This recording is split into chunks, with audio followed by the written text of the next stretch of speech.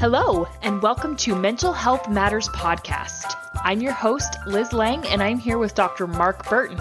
In this podcast, we will talk about all things mental health. Thank you so much for joining us.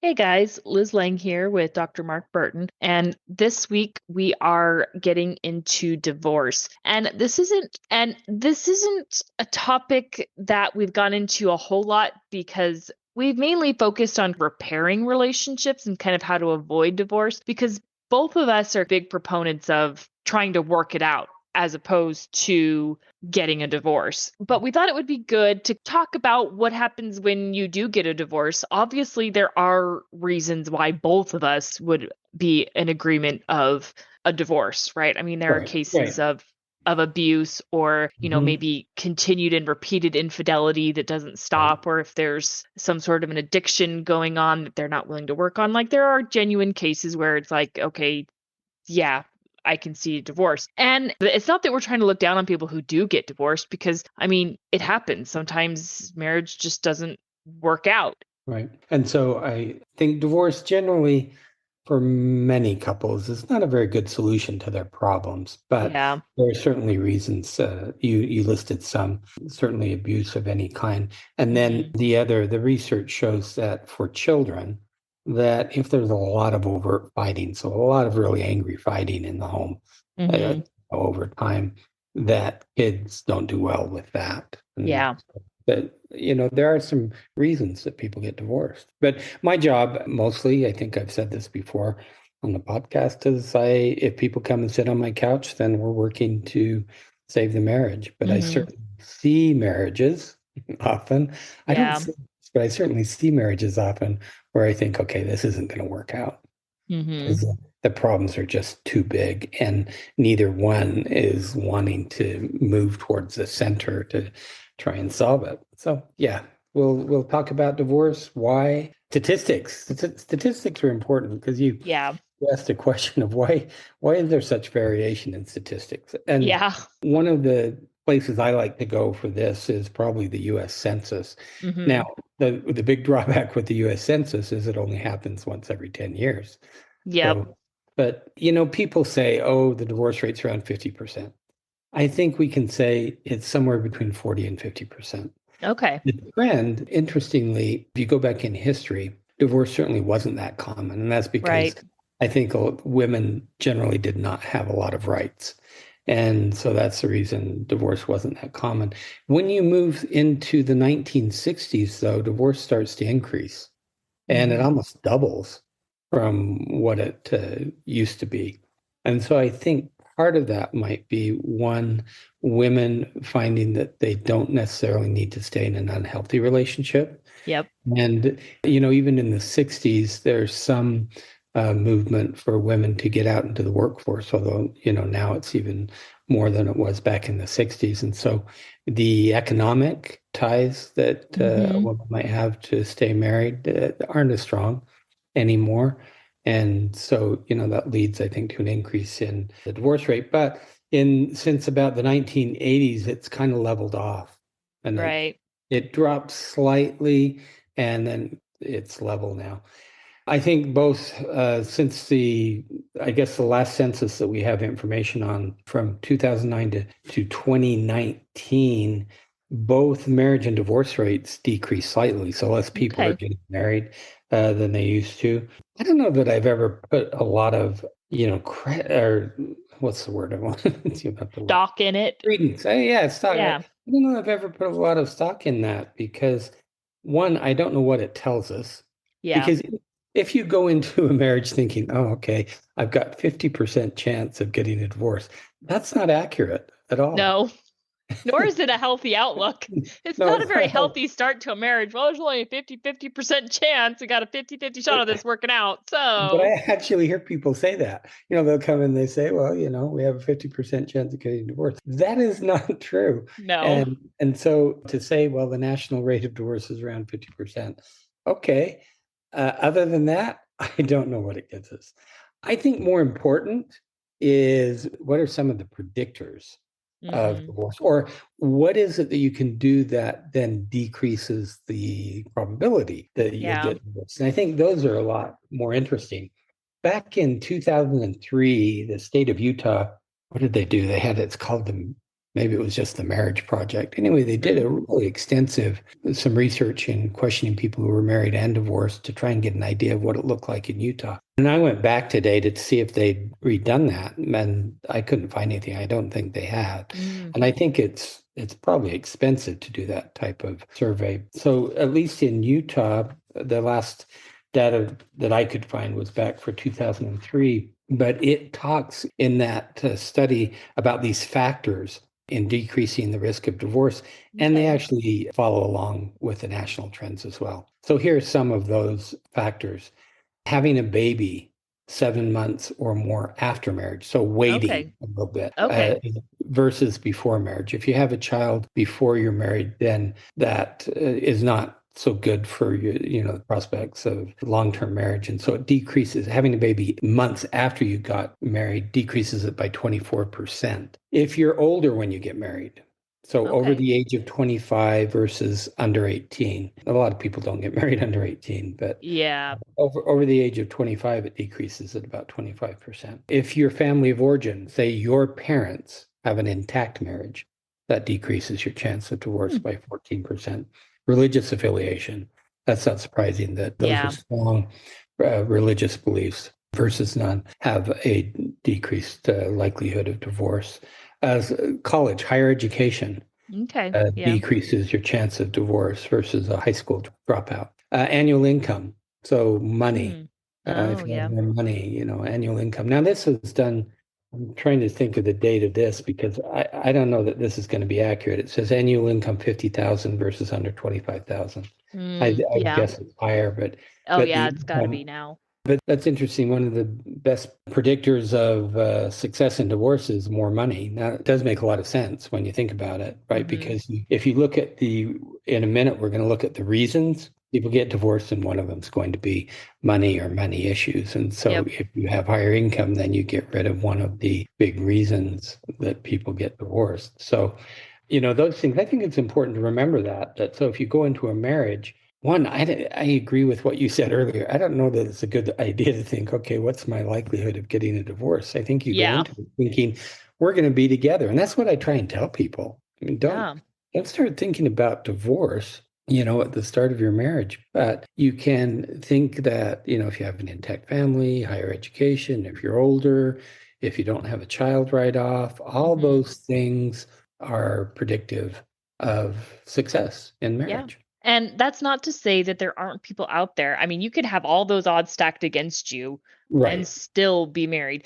As I was thinking about these statistics, I thought of my own family of origin, and my parents had their first child together out of wedlock, and they've been married for 33 years now. Hmm. And neither of my parents went to college. Now, they did have strong religious values was implemented early in their marriage, and I can definitely say that that has very much helped their marriage and very much helped tie them together. And then I also think about my grandparents who, and I mean this is going to shock people, but my grandparents were 15 and 16 years old when they got married, and Hmm. everybody told them it was never going to last. Yeah. Well, 50 years later, here they are, Yeah. still Yeah. married. They're in their 70s. So, Right. and again, I think religion has a lot to do with that as well in these cases. And not that you can't have a successful marriage without religion, right? I mean, obviously, you Right. and Lindy are not religious Yeah. and you guys have been married for 45 years. 45 So, years. Yeah. but I think really what it comes down to is what we've talked about a lot in terms of relationship and how to avoid divorce is finding connection, finding common connection, those rituals, whether it's religion or values or interests, you need to find some commonality and find something to kind of bring yourselves together to create a glue to bond Right. yourselves. Well, here are, I think, the four top reasons. Incompatibility.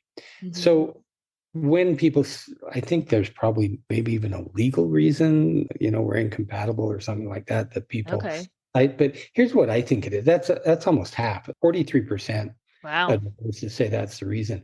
But from my work, I think it's about emotional disconnection, which is kind of what you just said. Yeah. And so it could be, and that can happen at any age or any length of time in the marriage. Because I see couples, who are been married 40 years, and they, suddenly their kids go, they are empty nesters, and they haven't worked on that emotional connection.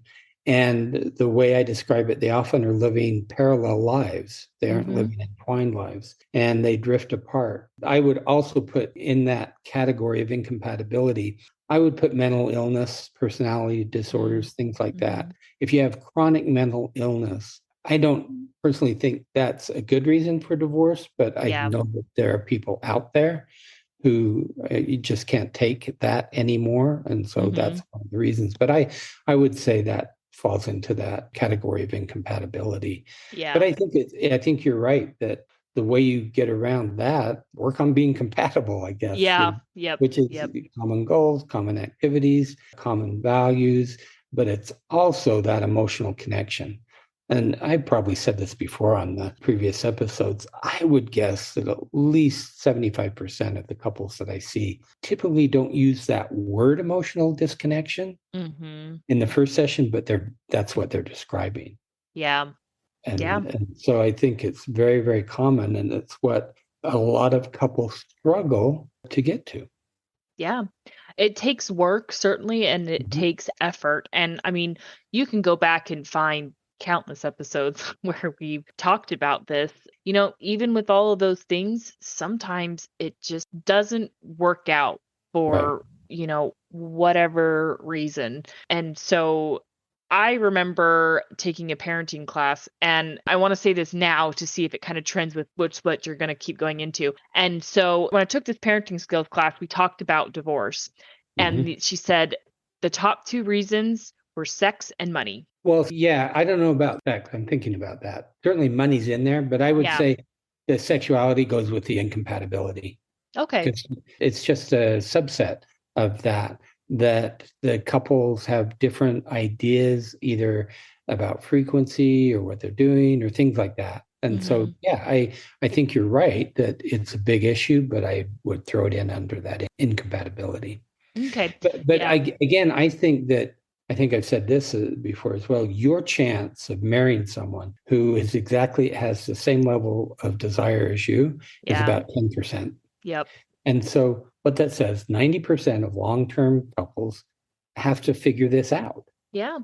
And you can only do that, I think, if you have really good dialogue. And if you have all those things we've mentioned before, the validation, the empathy, listening really well so that you can come up with some sort of joint solution. So yeah, sex is in there. Money, so you mentioned money issues. 22% of people who divorce cite money issues. I think it's good to talk a little bit deeper about what that is. Yeah. And what I've seen, there's often a difference between what you call spenders and savers.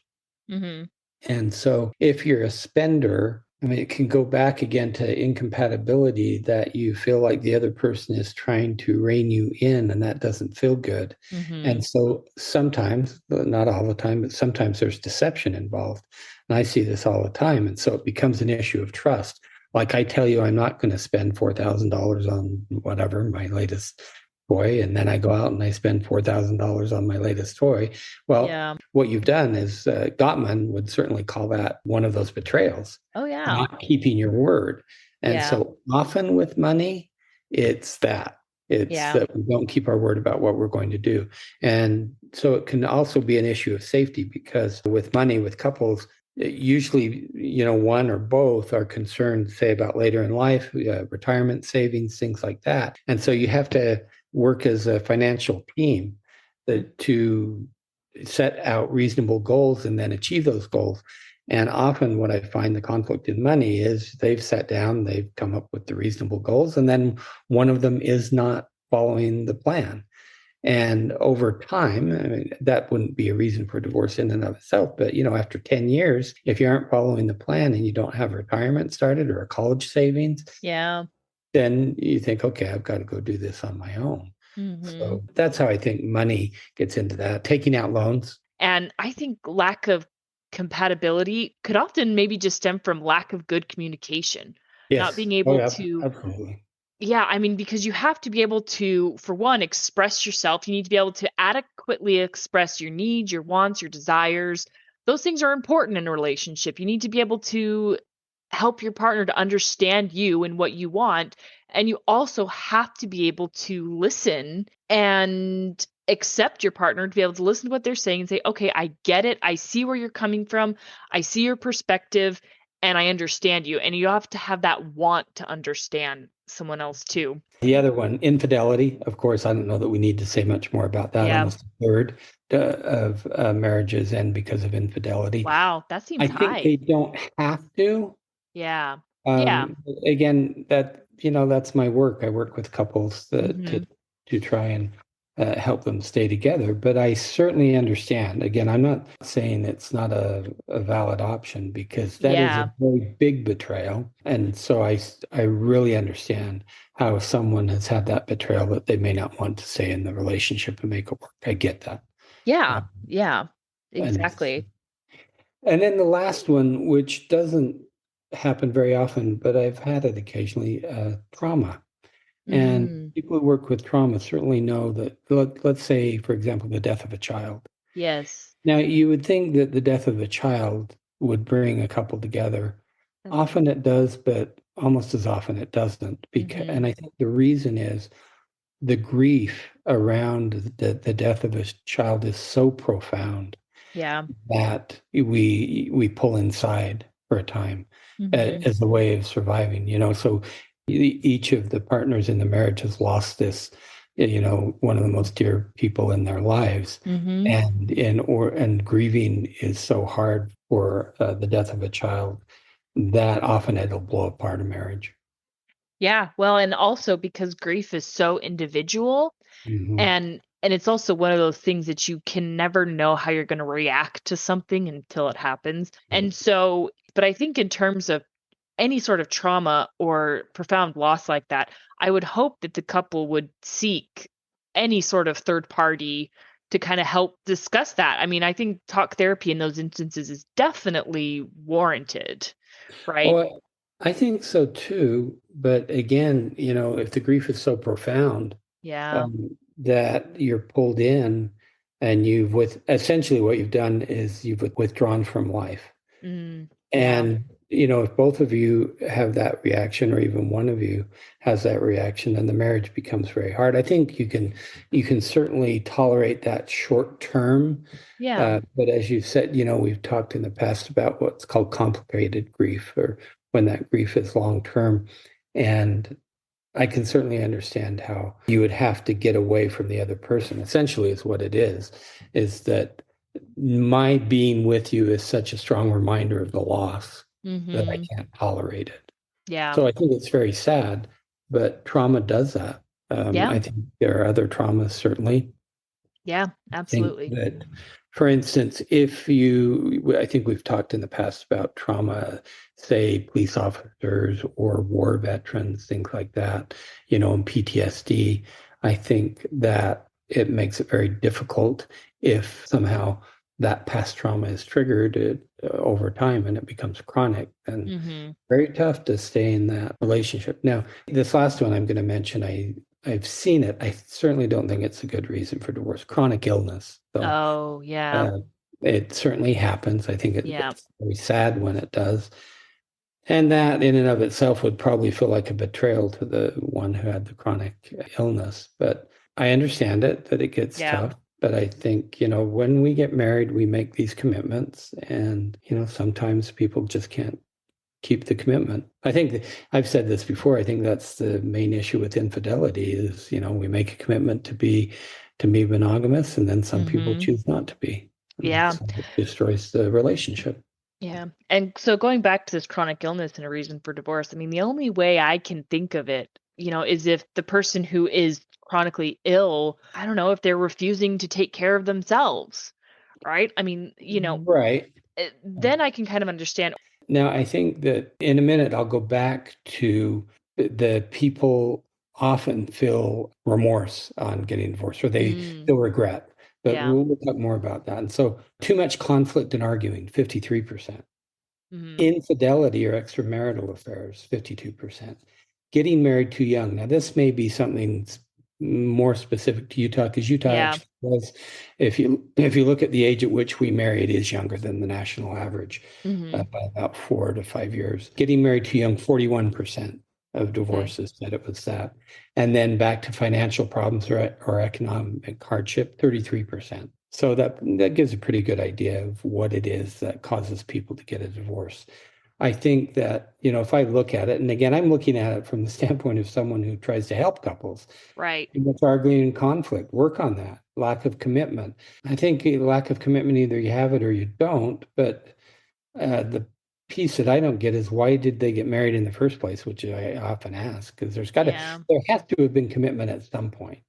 Yeah. And I don't know. I mean, I think maybe they found someone, I don't know. I mean, because you hear stories of, well, I was married, but then I found the one. And maybe that is just a signal of a lack of commitment. But I just, you hear these stories of, well, I fell in love with someone else. We didn't mean for it to happen, but it just happened. Yeah. And I always push back against that, because I don't believe in the one. I don't believe there is a one. Yeah. I think in a world of 7 billion people, there are probably 10,000 people that I could be happily married to. But you make a commitment to one of them. And so it's all about the commitment that you make. But, if you made a commitment to one person, then you say, well, I fell in love with someone else and I didn't mean to. And going back to that book, Not Just Friends by Shirley Glass, you open the door to it. Yep. You open the door and you walk through the door. Yeah. And so the key is, don't open the door and don't walk through it. Don't go down that path. Yeah. And so, but just that concept of, see, I think to say I found the one, what that means is my marriage that I'm in we grew apart. Yep. We lost our emotional connection. I found an emotional connection somewhere else. I think that's all it means. Yeah, I agree with that. I mean, I think, marriage at first, when you first get married, it's new and it's exciting and you've got this, it's exhilarating. It's a high. Well, I mean, that high only lasts for so long and eventually it wears off and you kind of have to choose to keep focusing on your partner. Marriage takes focus. Yeah. Yeah. And we've both said this before. We don't like the idea of saying marriage takes work. Yeah. Yeah. And I remember hearing that, and I've been married for 11 years and I was like, my marriage has never taken work. I've invested in my marriage and I've certainly made choices. Right. And I know it's not work, but I know you two focus on your marriage. Lindy and I do, certainly. Clearly, I mean, 45 years, you guys must be doing something right. Yeah. So one of the reasons that we did this topic of divorce is an email we got from a listener. And so in this email, we'll call him Mr. X, he talks about he recently remarried his ex. And I'm curious to get your take on this and how you see this working and how often you see this work and maybe what couples can do to make it work. Hopefully they've learned the second time around. So he says that things are going well and continue to get better. And so one of the things that we've talked about in previous episodes when we've talked about divorce is not confiding in your friends about the reasons why you're getting divorced. Right.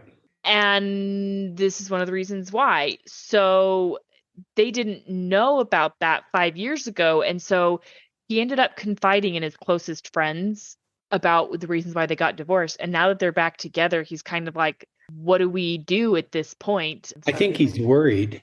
The way I read it is, I think he's worried that the friends are going to hold, not grudge, but they won't accept the wife again because they know some of the things that went on in the marriage to cause the divorce. Yeah. And so I think that's what he's worried about. Yeah. Well, and it sounds like his friends also don't know that they're back together yet. And he's at the point where he's got to tell them. And so, that certainly can be uncomfortable. And so here's what I would say, and I'm curious what your thoughts are. I would just say, that a lot of things happened in the past and we've decided to put those differences aside and we've forgiven each other and we're going to move forward. And I hope you can do the same and not let this affect our future relationship. Right. Yeah. I mean, I would say the same thing. But what is interesting is there's one statistic, I can't find it right now, but in the past I've read that fully a third of people who were divorced regretted it. Yeah. And so I think that marrying your ex, I've certainly had couples in my office who have done that.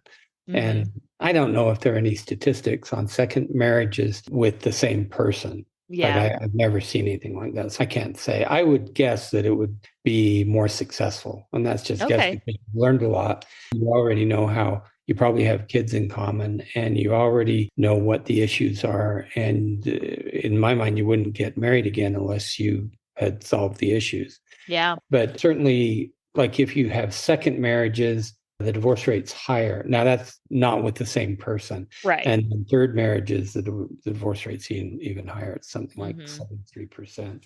And so, but what we're talking about is a different situation. Yeah. So when I hear about this, I think that is really great. I don't know why I have such a positive reaction to this. Okay. I really believe that people can change. Okay. And Yeah. all it says to me is that it took them just a little bit longer to figure out how to change. Yeah. And Okay. so they went ahead and they got, they went through the legal steps of getting a divorce, but then figured it out. And in the best of circumstances, people can stay friendly Mm-hmm. and they probably stayed friendly and, maybe even went out and they knew what the issues were. Yeah. And they both, I would guess both of them played a part because I've never seen a marriage where it's just one person. Yeah. And so to me, I really like this scenario. I mean, I think I don't know, what would I say? It just feels good. It's like a feel good story. Yes, we got a divorce and yeah, you know what? We figured it out and we're getting back together. It makes you sound like a hopeless romantic. Oh, well, maybe I am. Maybe that's true. It's actually, Yeah. you're right. You're right. That's exactly what it is. Yeah. It's Um, romantic. I think I'm a romantic at heart, but I think for me, it speaks to the ability of people to, one, forgive. Yes. So he's asking, what does he say to these friends? Mm-hmm. So I think it can be a good life lesson for the friends as well, because we all make mistakes. Yeah. Oh That is yeah. that is part of the human condition. We all make mistakes. And Mm-hmm. so if you can acknowledge, yeah, you know what? We made mistakes and we've decided to work on it. We've forgiven each other. And I would make a stronger statement maybe than you did to say it is really important to me that you accept her back into our friendship. Okay. Yeah. I'd make a request because here's the reason why. Because they're getting married, they need to form that relationship. Yeah. Friends are important, but if there's this other group of friends over here who aren't accepting her back, I think that's really problematic. Yeah. I agree. I mean, if I have friends who I knew before before Curtis and I got married, and if they couldn't accept Curtis, they wouldn't have a place in my life because Right. he's my number one priority. My family is more important to me. And so, I mean, I think that's what he really what it comes down to is what he needs to realize and accept is that, your friends have got to be able to be willing to accept this, or you may need to reconsider their place in your life because Right. you're married. But if they can forgive each other as the Yeah. marriage partners, Yeah. then the friends ought to be able to do that. Yeah. And so it's a good life lesson that we make mistakes and that people can change and that forgiveness and moving on, I think, is an important part of relationships, not just, the intimate relationships of marriage, but also friend relationships as Yeah. well. So if I were he, I would make a strong statement of this is what I expect.